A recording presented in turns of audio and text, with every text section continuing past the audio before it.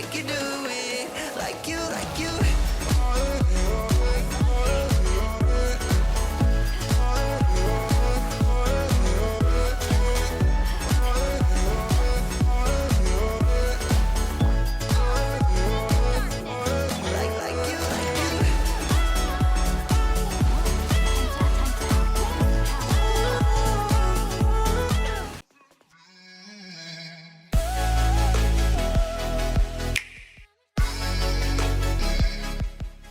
This is a video for any of you asking if the Battle Pass is worth it and which weapon should you choose.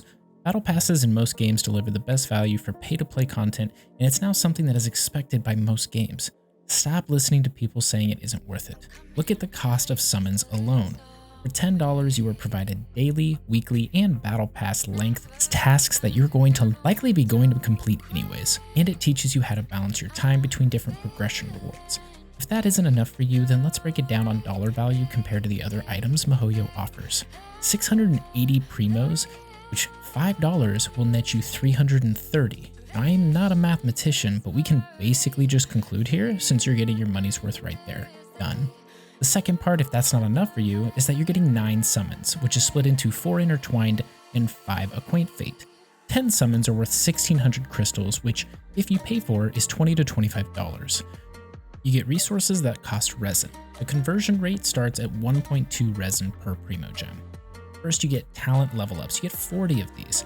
Each dungeon or ley line costs you 20 resin, in which the RNG may hate you, and you get scraps for rewards. So be grateful you didn't spend 160 resin to get 5 green mats each and maybe 1 purple. 160 resin is 192 Primogems. The Battle Pass is also going to give you unit experience, weapon experience, and Mora. For unit experience, you're going to get Hero's Wit times 162 and Adventurer's experience times 26. Now, if you're getting 4 to 5 Hero's Wit per leyline run, it would require around 36 leyline runs, or 720 resin to complete, or 864 Primogems for you to refill.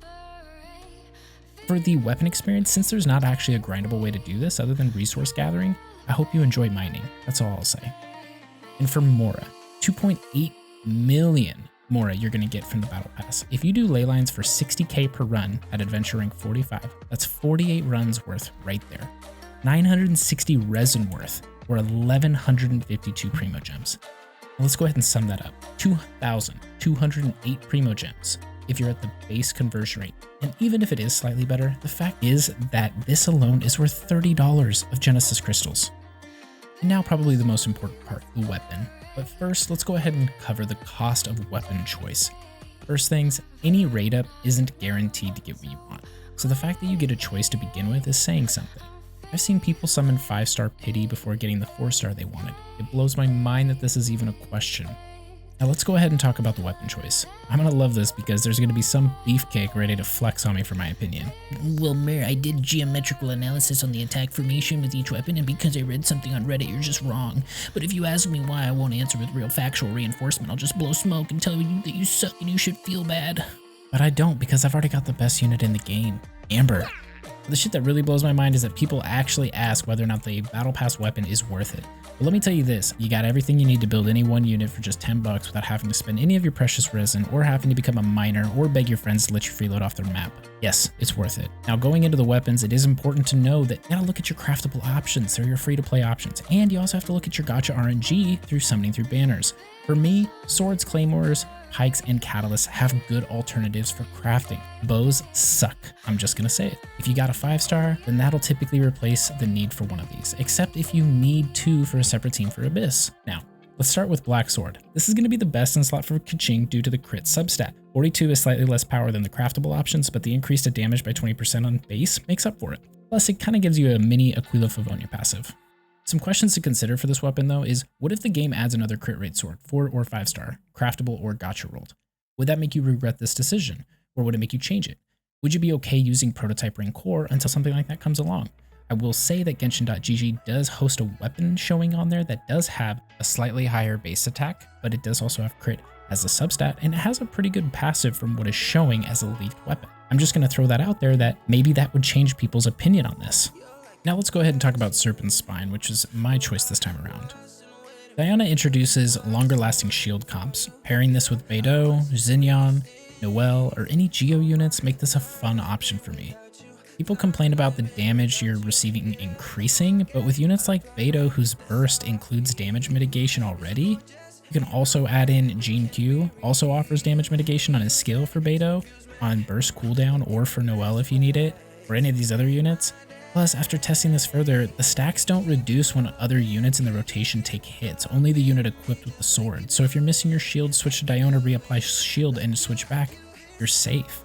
And honestly, it works extremely well, as you saw in the beginning of this video. This was with a level 20 Beidou and a level 40 Diona. Now, this still may not be for everybody. Some people have Wolf's Gravestone, some people have Prototype Amunis already built up, and you don't really need more than 2 Claymores right now.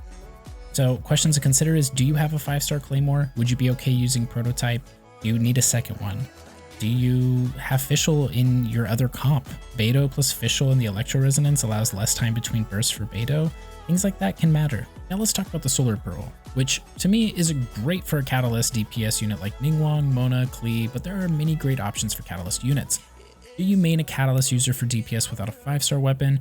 Would you be okay using Map of Merit or Prototype as free-to-play crafting options? To me, I didn't see a really huge need for Solar Pearl, just because I do have a lot of options, and a lot of the Catalyst users actually prefer having reset cooldowns with sacrificial fragments, so I just honestly don't see a huge deal missing out on the Pearl. And the fourth one we got is Viridescent Hunt, the bow. I love this weapon. People shit on it all day long, but to me, it's the budget Skyward Harp for Child in my opinion.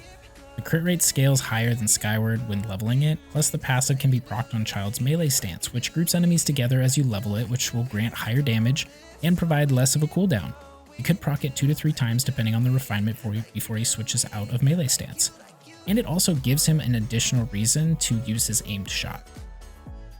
For other units, there are great options in gacha like Stringless, Rust, and Sacrificial right now, but not everybody has them, or they're conflicted because both bow users they want to use get the most out of using Stringless.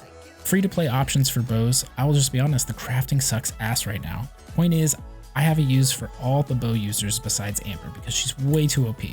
And finally, we got Deathmatch. Now, I'm sure that this pike is good because out of the 5 weapons, it has the highest base crit rate at 8%, and it's got a constant buff of at least 16% with one enemy around you, up to 24% if you have multiple, so you're always a beefcake.